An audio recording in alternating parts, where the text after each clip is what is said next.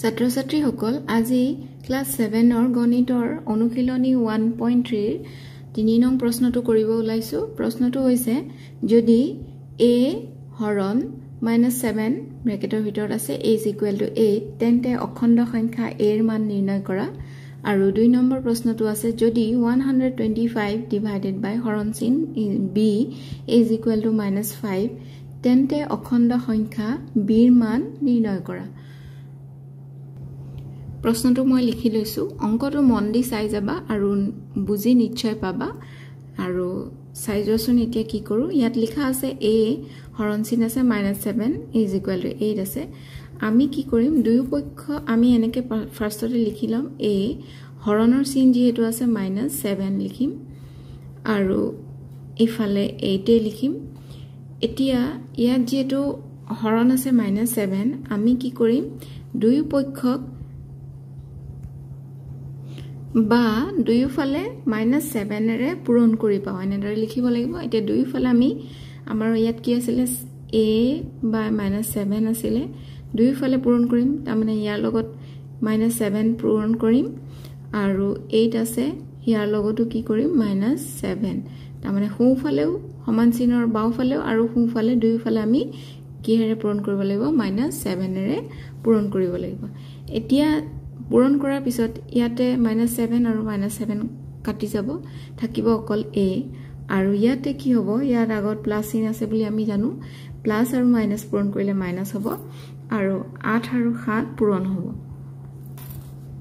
next a ৰ মান হ'ব কি -8 7 গুণ 56 56 তে নিৰ্ণয় a ৰ মান পালো আমি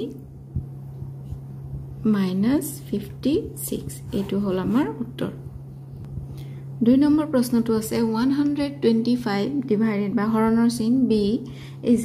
-5 আছে আমি ইয়াতে আগৰ দৰে লিখিম 125 লিখিম আৰু তলত b লিখিম = -5 এতিয়া আমি কি কৰিম দুই পক্ষ মানে সোঁফাল আৰু বাওঁফাল দুইফালে আমি 125 আমি পূৰণ কৰিম বা হৰণ কৰিম নাইবা আমি আৰু এটা কাম কৰিব পাৰো এইটো আমি উলুটাই দিম ইয়াৰ -5 আছে বাওঁফালে সোঁফালে -5 আছে সমান চিনৰ ইয়াৰ তলত আমি কি আছে বুলি জানো সদায় 1 থাকে মানে -5ক আমি যদি 1 এৰে হৰণ কৰো -5 এ হ'ব গতিকে -5ৰ তলত 1 আছে বুলি আমি ধৰি লৈছো বা জানো 1 এৰে হৰণ কৰিব পাৰো গতিকে এতিয়া আমি কি কৰিম উলুটাই দিম যেনেকে ইয়াত 125 বাই b আছে তাক উল্টাই দিলে b বাই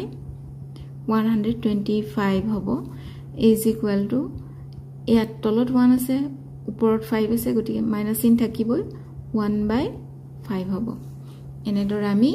উলুটাই লব পাৰো এতিয়া আমি দুইফালে 125 এৰে পূৰণ কৰি পাও ইয়াত 125 এৰে কিয় পূৰণ কৰিছো আমি এই b টো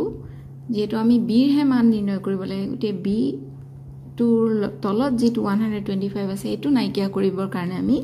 দুইফালে 125 এৰে পূৰণ কৰিছো আৰু ইয়াত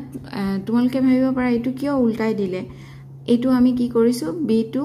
ওপৰত থাকিলে আমাৰ সহজতে আমি b ৰ মান নিৰ্ণয় কৰিব পাৰো তলত হলে আৰু আমি কিবা কিবি বেলেগ ধৰণৰ কাম কৰিব লাগে গতিকে একেবাৰে সহজ পদ্ধতি শিকাইছো আমি তোমালোকক যে আমি b টো তলত আছে তাক কি কৰিব লাগে ওপৰলৈ উঠাই নিব লাগে আৰু কি পদ্ধতিৰে কৰিব লাগে এখিনি মই কলোৱে তোমালোকক গতিকে এনেদৰে কৰিবা তেতিয়া তোমালোকৰ সহজ হ'ব একদম সহজ পদ্ধতি মই তোমালোকক শিকাই আছো আৰু এতিয়া কি কৰিলো আমি লিখিলো যে দুইফালে 125 এৰে পূৰণ কৰি পাও এতিয়া b বাই 125 আছে গতিকে হেতু লিখিমেই আৰু কিহেৰে পূৰণ কৰিম 125 এৰে পূৰণ কৰিম = -1/5 আছে নহয় নে হেতু -1/5 লিখিম আৰু কি পূৰণ কৰিম 125 পূৰণ কৰিম এতিয়া সোৱা ইয়াত 125 আছে ইয়াত 125 কাটিব তেতিয়া ইয়াত থাকিব অকলে b আৰু ইফালে আকৌ 5 এৰে 125ক আমি হৰণ কৰিম বা মুখেৰে কৰিব পাৰো 5 এৰে যদি কটো আমি 5 2 গুণ 10 12 আছে 2 থাকি গ'ল 25 হ'ল 5 5 গুণ 25 তাৰ মানে 5 ৰে যদি আমি 125ক হৰণ কৰো কিমান হ'ব 25 বাৰ যাব ইয়াৰ মাইনাস চিনটো আছে আৰু কিমান থাকিলে 25 এটাকে নিৰ্ণয় b মান আমি পালো -25 এটো হল আমাৰ 2 নং প্ৰশ্নৰ উত্তৰ এনেদৰে তোমালোকে অংকবোৰ চাই যাবা আৰু কৰিবলৈ চেষ্টা কৰিবা কিবা অসুবিধা পালে মোলৈ কমেন্ট কৰিবা মই আৰু